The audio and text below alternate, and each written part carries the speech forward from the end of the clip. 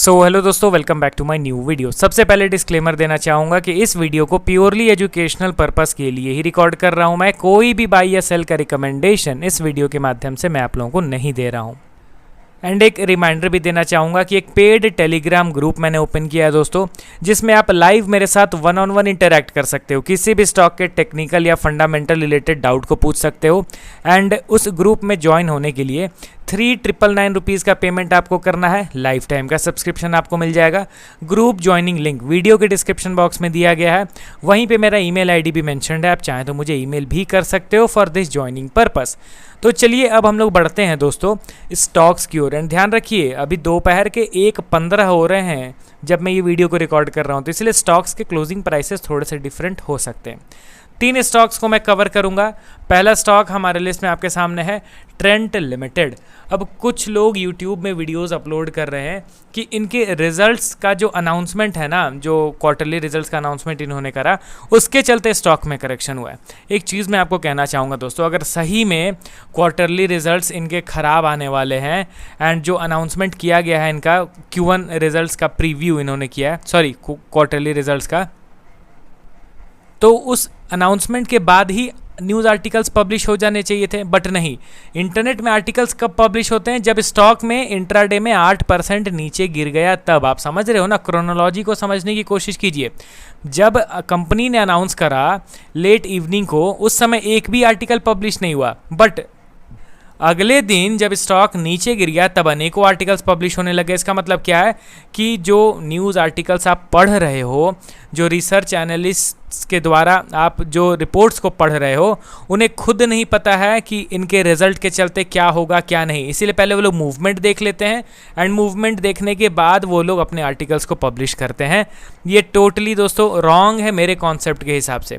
एक चीज़ मैं आपको क्लियरली कहना चाहूँगा कि स्टॉक अगर ऊपर उठ रहा है या फिर नीचे गिर रहा है, सिंपली आपको क्या करना है, फंडामेंटल्स एनालिसिस कर रहे हो, रिजल्ट्स आप देख रहे हो, आपको उसमें ग्रोथ दिख रहा है ना, प्रॉफिट में इंक्रीज दिख रहा है ना, ये जो अप्स एंड डाउन्स है ये शॉर्ट टर्म का खेल है। In the long run company at the end अपने फाइनेंशियल्स को ही फॉलो करेगी। अगर आप लॉन्ग टर्म इन्वेस्टर हो तो आपको ये छोटे मोटे करेक्शन से डरना नहीं चाहिए। और अगर आप लॉन्ग टर्म इन्वेस्टर हो एंड आपके बाइंग के बाद कोई स्टॉक अगर 40-50% गिर गया, इट मीन्स आपने टेक्निकल्स का बिल्कुल भी ध्यान नहीं रखा है, जिसके चलते आपको इतना बड़ा करेक्शन का सामना करना पड़ रहा है। कोई कितना ही फंडामेंटली स्ट्रॉन्ग कंपनी का स्टॉक क्यों ना हो, 40-50% गिर सकता है। ये चीज़ आप नोट करके चलिए।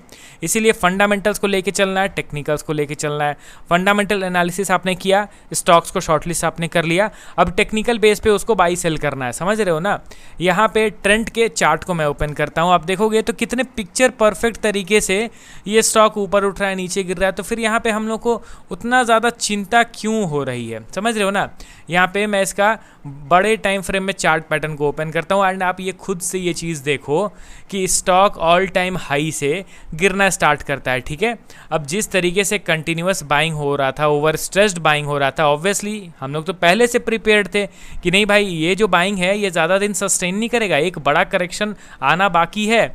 यहाँ पे 2020 में कोविड का जो बुल रन आया ना, उस समय से जो स्टॉक ऊपर उठना स्टार्ट किया, ये गिरा ही नहीं है दोस्तों। अप्रॉक्स 2000% का रिटर्न इसने डिलीवर कर दिया without giving any major pull back. देखिए 2000% का रिटर्न कोई बड़ी बात नहीं है, बट एक पुल बैक देना चाहिए ना। इससे क्या पता चलता है कि हाँ भाई प्रॉफिट बुकिंग भी बीच बीच में चल रहा है। हेल्दी प्रॉफिट बुकिंग बहुत नेसेसरी है किसी स्टॉक में तेज़ी को सस्टेन कराने के लिए। अब यहाँ पे ये कंटिन्यूसली ऊपर चला जाता गया।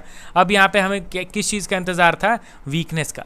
जब भी वीकनेस दिखेगा हम समझ जाएंगे नहीं भाई अब ये यहाँ से गिर सकता है। वीकनेस कब दिखा?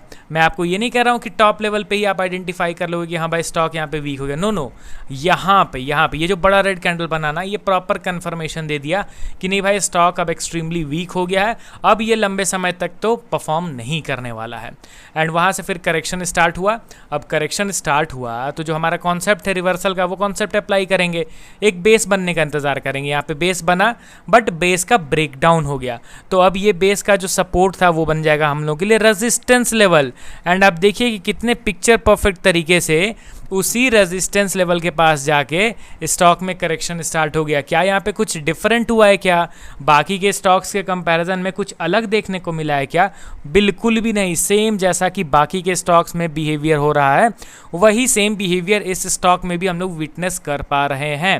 तो यहाँ पे हम लोग को चौंकना नहीं है, रिजल्ट कैसे भी आए अच्छे, अगर कितने भी शानदार रिजल्ट्स आ जाए दोस्तों, ये इस तरीके से 90 डिग्री में मूव नहीं करता चला जाएगा। It has to form any price action. Price action बनाना दोस्तों एक तरीके से मैंडेटरी है, वो कोई बनाता नहीं है प्राइस एक्शन, वो बन जाता है।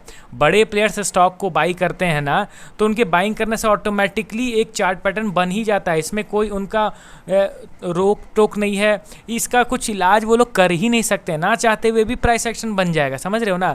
तो इसलिए कितने भी अच्छे रिजल्ट्स आए, जो प्राइस एक्शन, जो टेक्निकल्स के कॉन्सेप्ट्स हैं ना, उसके अगेंस्ट में मूव करता चला जाए, वैसा नहीं होता है। शॉर्ट टर्म में टेक्निकल्स के अगेंस्ट में मूव कर जाता है, न्यूज़ ड्रिवन स्टॉक्स में मूवमेंट हो जाते हैं, बट लॉन्ग टर्म बड़े टाइम फ्रेम का चार्ट पैटर्न में आप instant bullish behaviour, instant reversal, ये सब आप नहीं एक्सपेक्ट करोगे, ठीक है। ट्रेंड पहले भी बेरिश था, मैं पहले भी इसको बेरिश कह रहा था चार्ट पैटर्न के अकॉर्डिंगली, मैं इसको अभी भी बेरिश कह रहा हूँ। आपका क्या नज़रिया है इस स्टॉक को लेके, कमेंट करके बताइए। बढ़ते हैं, चलिए अब हम लोग अगले स्टॉक की ओर। हमारे लिस्ट में आपके सामने है KPIT टेक्नोलॉजीज लिमिटेड। करेंटली 2.7% के करेक्शन के साथ 558 के लेवल पे अवेलेबल है। वैल्यूएशन में तो डिसेंट करेक्शन हुआ है दोस्तों। अगर आप इसके पी रेशियो के ग्राफ को देखोगे तो पी रेशियो 90 से गिरता हुआ आ चुका है 22, जो कि बढ़िया बात है। अब ये अंडर वैल्यूड के कैटेगरी में आ गया, जो पहले नहीं था।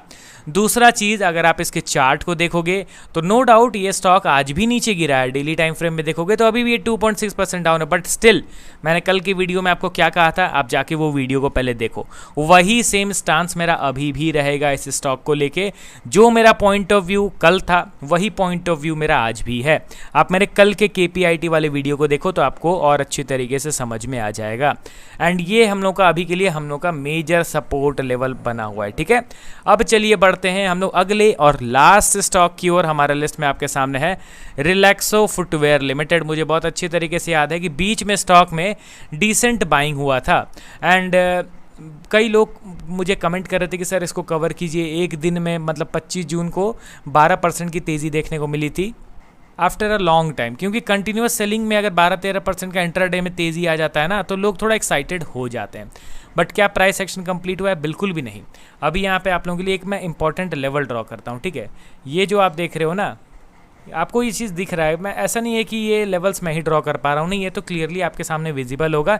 ये सपोर्ट लेवल था, इस सपोर्ट का ब्रेकडाउन हो गया, तो अब ये सपोर्ट हम लोगों के लिए रेजिस्टेंस बन गया, एंड एग्जैक्टली उसी लेवल के पास समहाउ ट्रेड कर रहा है। तो अभी तक किसी इंपॉर्टेंट रेजिस्टेंस का ब्रेकआउट नहीं हुआ है जिस बेसिस पे हम ये कह सकें कि नहीं भाई स्टॉक बुलिश हो गया, समझ रहे हो ना। तो इसीलिए एज यूजुअल ये अभी समय लगने वाला है, इसको आप इग्नोर कीजिए। जल्दबाजी में करेंगे तो कहीं ना कहीं गलती हमारी होगी, बट हाँ, करंट मार्केट प्राइस से और further major correction Relaxo footwear में आ जाए, इसका भी उम्मीद मैं करके नहीं चल रहा हूँ। समहाउ एग्जॉस्ट हो चुके हैं सेलर्स, भले यहीं पे लंबे समय तक कंसोलिडेट करे, बट अगेन मेजर करेक्शन मैं उम्मीद नहीं कर रहा हूँ रिलैक्सो फुटवेयर में, ठीक है। अपना पॉइंट ऑफ व्यू मैंने बताया, आप भी अपना पॉइंट ऑफ व्यू बताइए। मिलता हूँ नेक्स्ट वीडियो के साथ, ओके देन बाय बाय।